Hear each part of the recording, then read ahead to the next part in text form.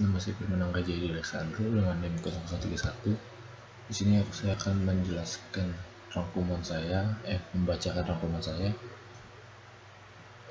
dari buku Pengantar Ilmu Hukum yang ditulis oleh R. Suroso. Sini akan membacakan bagian pertama, pengertian tentang ilmu hukum. Pengertian dari segi pengantar. Pengantar ilmu hukum terdiri dari kata pengantar dan ilmu hukum. Bila dikehendaki, ilmu hukum dapat dipecah lagi menjadi ilmu dan hukum. Mengantar yang berasal dari perkataan pengantar berarti membawa ke tempat yang dituju. Dalam bahasa asing juga diartikan in leading, itu bahasa Belanda, dan introduction bahasa Inggris yang berarti memperkenalkan. Dalam hal ini yang diperkenalkan adalah merupakan basis birfak atau mata pelajaran dasar yang tidak boleh ditinggalkan oleh mereka yang ingin mempelajari masalah dan cabang-cabang ilmu hukum. Pengertian dari segi ilmu hukum mengenai arti dan apakah yang dimaksud dengan ilmu hukum dapat diikuti pendapat berbagai pakar hukum, antara lain yang pertama ada Cross memberikan definisi bahwa ilmu hukum adalah segala pengetahuan hukum yang mempelajari hukum dalam segala bentuk dua manifestasinya. Satjipto Raharjo tahun 1982. Yang kedua, ilmu hukum dan perpustakaan hukum dikenal dengan nama jurisprudence yang berasal dari kata jus dan juris yang artinya hukum atau hak. Prudence berarti melihat ke depan atau mempunyai keahlian, dan arti umum dari jurisprudence adalah ilmu pengetahuan yang mempelajari hukum. Satjipto Raharjo tahun 1982. Yang ketiga ada Curzon, berpendapat bahwa ilmu hukum adalah suatu ilmu pengetahuan yang mencakup dan membicarakan segala hal yang berhubungan dengan hukum. Dalam bahasa Inggrisnya ia disebut jurisprudence.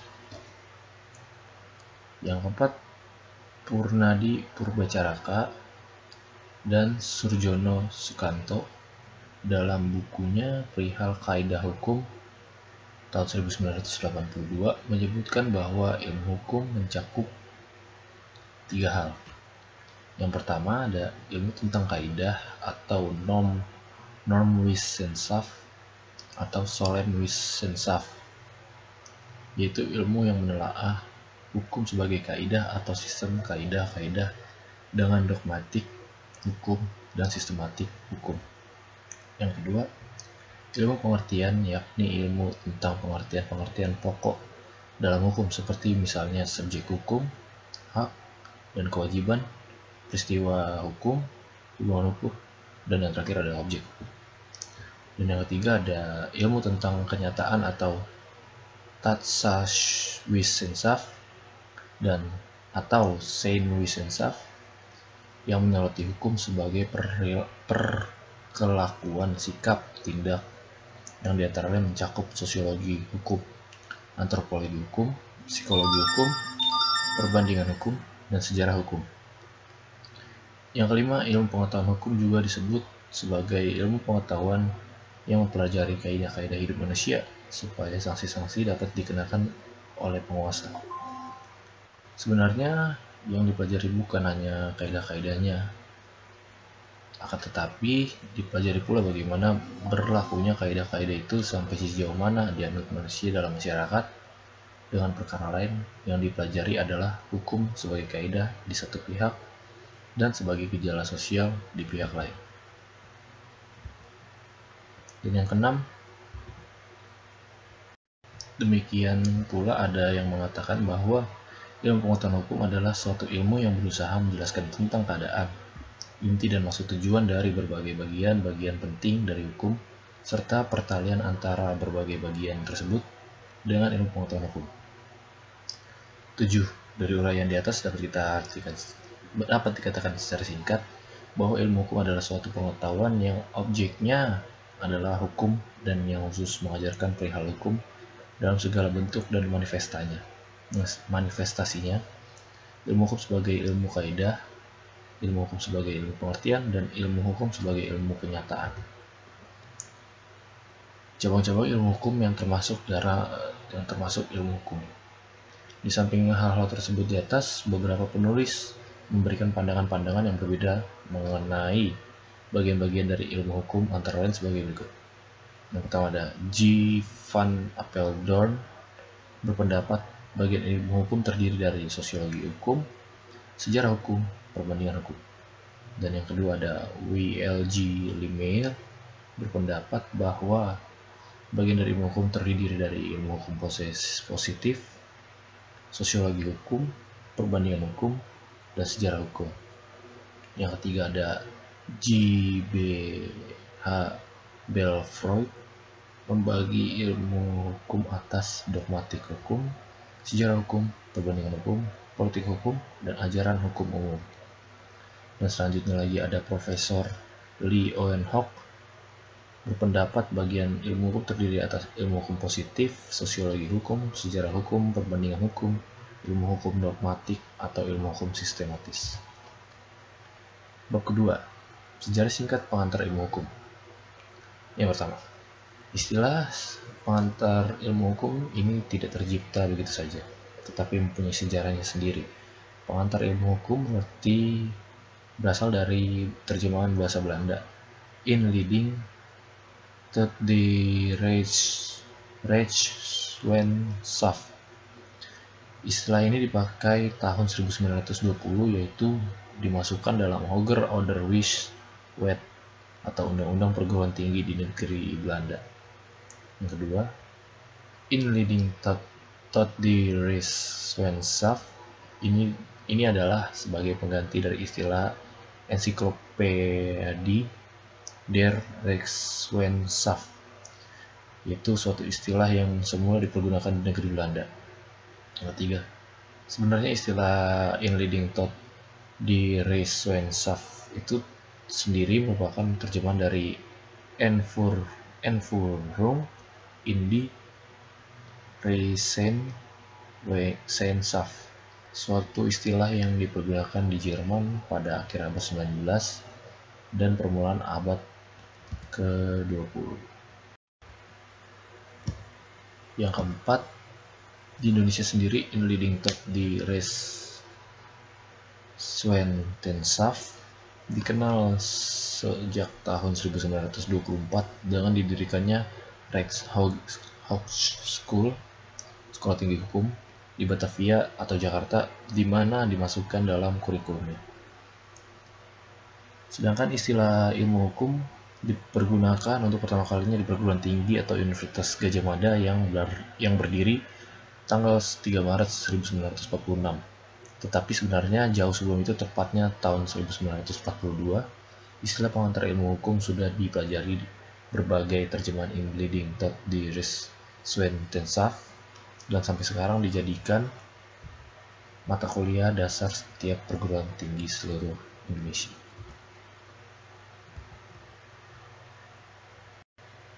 Bab ketiga, peran dan fungsi pengantar ilmu hukum. Peran dan fungsi PIH atau pengantar ilmu hukum. Yang pertama, memberikan introduksi atau memperkenalkan segala masalah yang berhubungan dengan hukum. Yang kedua, berusaha untuk menjelaskan tentang keadaan inti, maksud dan tujuan dari bagian-bagian yang penting daripada hukum, serta bertalian antara berbagai bagian tersebut dengan ilmu pengetahuan hukum. Yang ketiga, memperkenalkan ilmu hukum, yaitu pengetahuan yang mempelajari segala seluk-beluk daripada hukum dalam segala bentuk manifestasinya. Yang keempat, merupakan dasar dalam rangka studi hukum. Tanpa memahami pengantar ilmu hukum secara tuntas dan saksama, tidak akan dapat diperoleh pengertian yang baik tentang berbagai cabang ilmu hukum. Dengan demikian, sudah tepatlah apabila pengantar ilmu hukum juga dinamakan basis Leervak atau mata kuliah dasar daripada pelajaran hukum. Mengkualifikasi mata pelajaran, pendahuluan, bukaan ke arah ilmu pengetahuan hukum pada tingkat persiapan. Bukti-bukti pentingnya peran dan fungsi PIH atau pengantar ilmu hukum. Bukti-bukti bahwa pengantar ilmu hukum mempunyai fungsi dan peranan yang sangat penting bagi mereka yang ingin mempelajari hukum dapat dilihat dari berbagai segi. Yang pertama, dari segi sejarahnya PIH diajarkan di perguruan tinggi di berbagai negara Di Jerman, pengantar ilmu hukum diajarkan sebagai Einführung in die Rechtswissenschaft.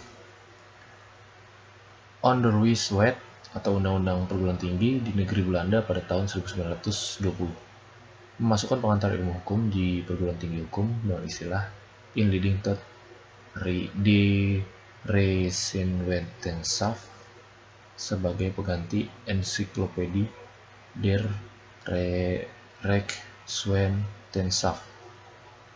Yang kedua, di Indonesia, Inleiding tot die Rechtswissenschaft dijadikan ilmu hukum oleh Rijkshogeschool atau Sekolah Tinggi Hukum yang didirikan di Batavia, Jakarta tahun 1924.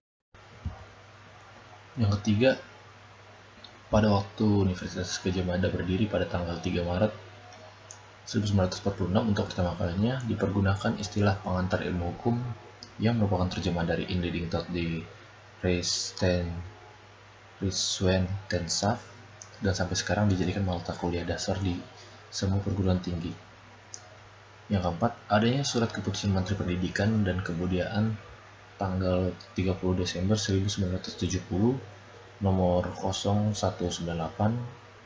Undang-Undang 1973 yang intinya menyebutkan bahwa di tingkat permulaan Fakultas Hukum Negeri maupun swasta mau mata kuliah pengantar ilmu hukum ini harus dicantumkan dalam kurikulumnya sebagai satu-satunya mata kuliah yang langsung berhubungan dengan ilmu hukum. Yang kelima, menurut keputusan Kopertis atau Koordinator Perguruan Tinggi Swasta, pengantar ilmu hukum merupakan mata kuliah ujian negara. Yang keenam, dalam rangka sistem kredit semester atau SKS, mata kuliah pengantar ilmu hukum bobot SKS-nya adalah 4 SKS, lebih besar dari cabang ilmunya. Sekarang masuk ke bab yang keempat, kedudukan pengantar ilmu hukum di antara ilmu sosial lainnya. Sebagai suatu mata pelajaran yang termasuk dalam golongan ilmu sosial, kedudukan pengantar ilmu hukum adalah sejajar dengan ilmu-ilmu sosial lainnya. Ditinjau dari segi ilmu sosial, pengantar ilmu hukum adalah suatu mata pelajaran yang merupakan pengantar ke arah ilmu hukum. Ilmu hukum ini termasuk ilmu sosial yang objek penyelidikannya adalah tingkah laku manusia dan masyarakat dalam berbagai bentuknya yang dipelajari oleh ilmu hukum juga masalah manusia, khususnya tentang kaidah-kaidah kehidupan, serta tentang mana yang harus dan mana yang dilarang untuk dikerjakan. Ditinjau dari segi disiplin hukum, pengantar ilmu hukum merupakan salah satu bagian daripada disiplin hukum bersama-sama dengan yang pertama ada filsafat hukum, yaitu ilmu pengetahuan yang mempelajari pertanyaan-pertanyaan mendasar dari hukum atau tentang hakikat hukum, tentang dasar-dasar bagi kekuatan mengikat daripada hukum. Yang kedua ada politik hukum, yaitu disiplin hukum yang menghususkan diri pada usaha memerankan hukum dalam mencapai tujuan yang dicita-citakan masyarakat tertentu. Masyarakat yang teratur selalu memiliki tujuan untuk mensejahterakan rakyatnya. Dan politik hukum itulah yang hakikatnya merupakan sarana untuk mencapai tujuan tersebut. Oleh karenanya, hukum yang berusaha memilih tujuan itu termasuk bidang politik hukum. Bab kelima, metode pendekatan dalam mempelajari pengantar ilmu hukum. Pengantar ilmu hukum mempelajari hukum dari segi ilmiahnya secara sentral dan universal. Dikatakan universal karena pandangannya adalah kepada hukum yang berlaku kapan saja dan di mana saja, tidak dibatasi dengan negara atau wilayah. Dengan demikian, pengantar ilmu hukum ini mempelajari hukum secara menyeluruh, secara umum dan mendatar atau in die Ruimte. Sedangkan cabang-cabang hukum dipelajari secara mendalam in die Diepte, atau dengan perkataan lain, pengantar ilmu hukum menyelidiki pengertian dasar dan asas-asas dari hukum secara menyeluruh. Grondbeginselen van het recht in het algemeen. Sedangkan cabang-cabang hukum tersebut menyelidiki pengertian dan asas hukum yang bersifat khusus. Kita lanjut lagi ke bab yang ke-6. Persyaratan sebagai dosen pengantar ilmu hukum. Kalau ditinjau dari segi peran atau fungsi PIH, luasnya ruang lingkup PIH serta diperlukannya pendekatan secara khusus, maka untuk menjadi dosen PIH diperlukan persyaratan khusus juga. 1. Profesor Dr. Ahmad Sanusi, sarjana hukum, dalam bukunya PIH dan PTNI memberi penjelasan pada halaman 4 yang isinya ialah bahwa dilihat dari segi PIH yang memerlukan pendekatan secara khusus, maka bagi seorang dosen PIH harus memenuhi syarat-syarat tersendiri, antara lain: A. Harus menguasai bahan-bahan, baik bahan-bahan yang menjadi keseluruhan pembahasan mata pelajaran PIH maupun pengetahuan lain yang mendukung PIH. Yang B. Memahami syarat-syarat pedagogis. Yang C. Mempunyai kemampuan untuk menarik serta membangkitkan semangat mahasiswa. D. Mampu dan berani mempopularisasikan acara kuliahnya. E. Memberi petunjuk kepada mahasiswa agar para mahasiswa untuk selanjutnya dapat belajar menurut caranya sendiri. Yang kedua ada Direktur Pendidikan Tinggi Departemen Pendidikan dan Kebudayaan menegaskan agar A. Pemberian pelajaran PIH itu jangan sampai merupakan pemberian pelajaran filsafat hukum. Titik berat pelajaran hendaknya diletakkan pada bidang dogmatik hukum yang meliputi kaidah-kaidah dan pengertian-pengertian. B. Untuk memperluas pandangan mahasiswa, setidaknya diperkenalkan pula disiplin hukum selain ilmu hukum, seperti politik hukum dan filsafat hukum. Kita lanjut lagi ke bab yang ke-7. Hakikat daripada pengantar ilmu hukum. Yang pertama, PIH merupakan suatu mata pelajaran yang menjadi pengantar dan penunjuk jalan bagi siapapun yang ingin mempelajari ilmu hukum, yang ternyata sangat luas ruang lingkupnya. Yang kedua, sebagai suatu mata pelajaran, PIH memberikan dan menanamkan pengertian dasar mengenai arti, permasalahan, dan persoalan-persoalan di bidang hukum, sehingga ia menjadi mata pelajaran utama yang harus dikuasai oleh mereka yang ingin mendalami ilmu hukum. Yang ketiga, PIH memberikan gambaran dasar yang jelas mengenai sendi-sendi utama hukum itu sendiri dan memberikan pendekatan dan pandangan tentang hukum secara umum. Sekarang kita lanjut ke yang ke-8. Ruang lingkup pembahasan oleh pengantar ilmu hukum. Materi yang dibahas oleh PIH dapat dibagi dalam A. Ilmu sebagai objek ilmu hukum. Sebagai objek ilmu hukum, memandang hukum dalam bentuk segala manifestasinya. Di sini harus tertuang segala pertanyaan-pertanyaan yang bersangkutan paut dengan hukum. Misalnya, pertama, apakah hukum itu? Apakah tujuan hukum itu? Bagaimanakah hukum itu terbentuk? Apakah sumber-sumbernya? Dan bagaimanakah sistem dan klarifikasinya dan sebagainya. Yang B, ilmu hukum sebagai norma hukum. Yang pertama ada hukum sebagai kaidah hukum, dan yang kedua ada kaidah hukum dan kaidah lainnya. Yang C, ilmu hukum sebagai ilmu pengetahuan. Yang pertama ada subjek hukum, lalu objek hukum, peristiwa hukum, perbuatan hukum, hubungan hukum, akibat hukum, dan masyarakat hukum. Yang D, ilmu hukum sebagai kenyataan.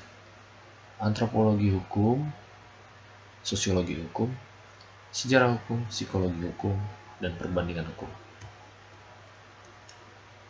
Di bagian yang kedua dari bab yang ke-8, hukum sebagai objek ilmu hukum. Di bab yang ke-9, pengertian tentang hukum. A. Arti hukum dari segi etimologi. Yang pertama, hukum. Kata hukum berasal dari Arab berasal dari bahasa Arab ya dan merupakan bentuk tunggal. Kata jamaknya adalah alkas. Selanjutnya diambil alih oleh dalam bahasa Indonesia menjadi hukum. Di dalamnya pengertian hukum terkandung pengertian bertalian erat dengan pengertian yang dapat melakukan paksaan. Yang kedua ada rec. Rec berasal dari rectum atau bahasa Latin yang mempunyai arti bimbingan atau tuntutan atau pemerintahan. Bertalian dengan rectum dikenal dengan kata rex, yaitu orang yang pekerjaannya memberikan bimbingan atau memerintah. Rex juga dapat diartikan raja yang mempunyai resimen dan artinya kerajaan. Kata rectum juga dapat dihubungkan dengan kata directum yang artinya orang yang mempunyai pekerjaan membimbing atau mengarahkan. Kata-kata direktur atau rektor mempunyai arti yang sama.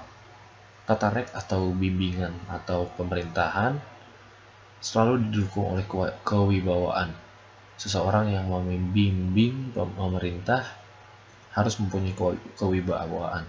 Kewibawaan mempunyai hubungan erat dengan ketaatan, sehingga orang yang mempunyai kewibawaan akan ditaati oleh orang lain. Dengan demikian, kata rek mengandung pengertian kewibawaan dan hukum atau rek mengandung pengertian kewibawaan dan hukum atau rek itu ditaati orang yang secara sukarela. Dan yang ketiga ada lus. Kata lus, sebelumnya bukan lus. Ius, kata ius atau bahasa Latin berarti ini adalah yang berarti hukum. Berasal dari kata Latin atau lubere. Iubere artinya mengatur atau memerintah perkataan. Perkataan mengatur dan memerintah itu mengandung dan berpangkal pokok pada kewibawaan. Selanjutnya, istilah ius bertalian erat dengan iustitia atau keadilan. Dari segi etimologi disimpulkan bahwa kata ius yang bertalian dengan keadilan atau iustitia tadi yang mempunyai 3 unsur wibawa, keadilan, dan tata kedamaian. Yang keempat ada lex. Kata lex berasal dari bahasa Latin dan berasal dari kata lecere. Lecere artinya mengumpulkan orang-orang untuk diberi perintah. Jadi di sini tergantung pula adanya hukum adalah wibawa atau otoritas, sehingga kata lex yang berarti hukum sangat erat kaitannya dengan perintah dan wibawa. Berdasarkan uraian di atas dan sehubungan dengan arti kata hukum, maka dapat disimpulkan bahwa pengertian yang pertama, pengertian hukum itu bertalian erat dengan keadilan dan juga kewibawaan. Lalu ada ketaatan atau orde yang selanjutnya menimbulkan kedamaian. Dan yang terakhir adalah bertalian erat dengan peraturan dalam arti peraturan yang berisi norma.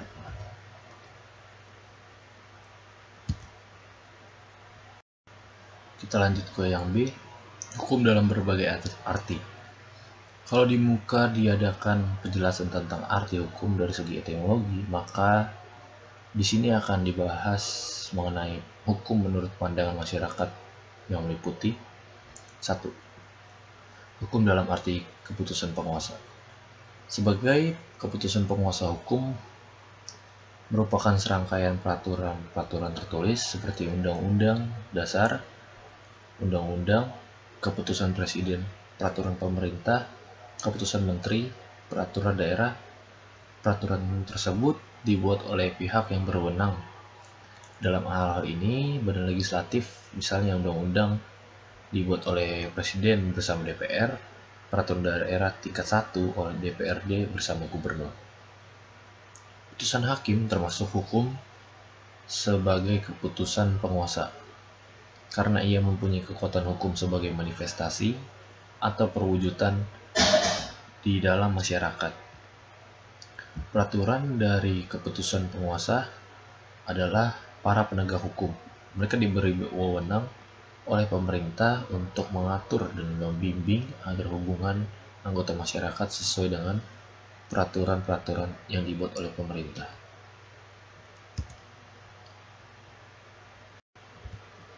Yang kedua ada hukum dalam arti petugas. Di sini yang dianggap hukum adalah para petugas penegak hukum. Mereka terutama orang awam, dalam istilahnya Apeldoorn, man in the street, melihat para petugas polisi, jaksa, hakim sebagai hukum. Karena dalam kenyataannya, para petugas penegak hukum tersebut yang memang menghukum orang-orang yang bersalah. Di sini hukum terlihat sebagai polisi yang berpatroli, jaksa yang berseragam, hakim yang toganya mengadili perkara. Yang ketiga, hukum dalam arti sikap tindak. Yang diartikan sebagai hukum tidak seperti tindakan penegak hukum yang mengatur dan memaksa masyarakat. Masa kerja atau sikap tindaknya ini tidak terasa. Hubungan antara anggota masyarakat berjalan biasa, dirasakan wajar serta rasional. Seperti seorang yang membayar harga barang dan si pembeli merupakan orang yang berkesadaran hukum. Misal, orang naik bus tanpa diminta membayar karcis karena orang yang sudah terbiasa dengan kejadian tersebut dan sebagai sesuatu yang wajar. Sikap tindak yang sah tersebut serta berkaitan menjadi wujud pergaulan yang bekerja dan menolong masyarakat menjadi wujud sikap tindak yang teratur dan mapan. Yang keempat, hukum dalam arti gejala sosial.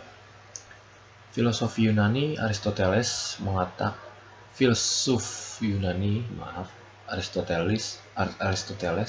mengatakan bahwa manusia adalah zoon politikon.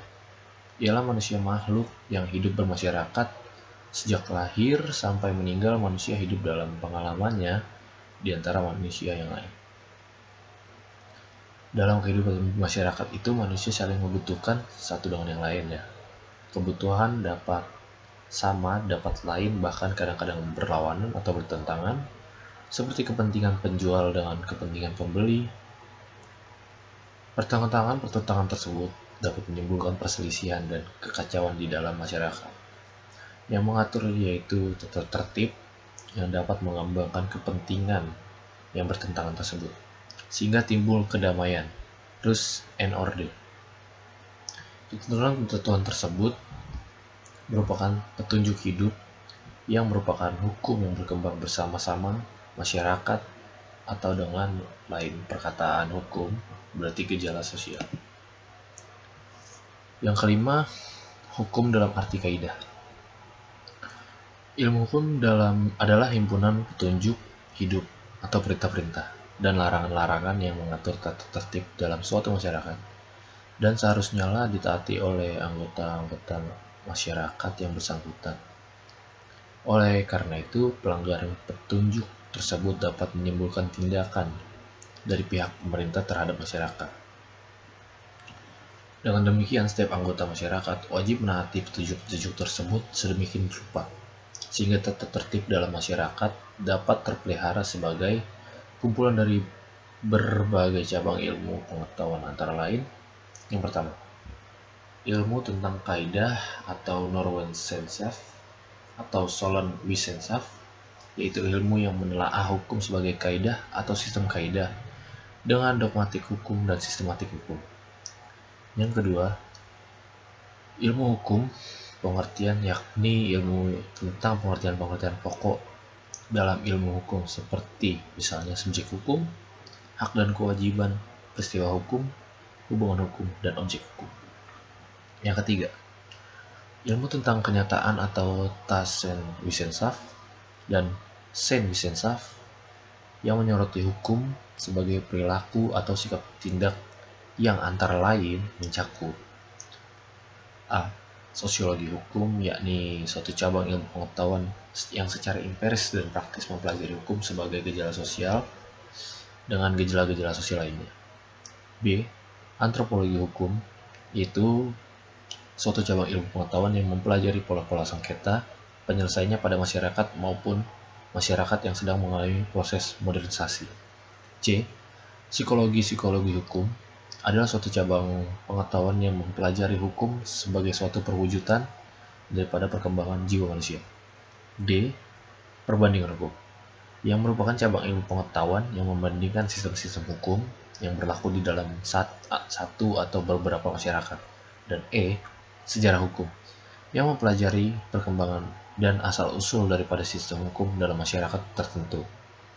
Purnadi Purbacaraka dan Surjono tahun 1982. Dan di sini lanjut lagi arti hukum yang keenam, hukum dalam arti tata hukum.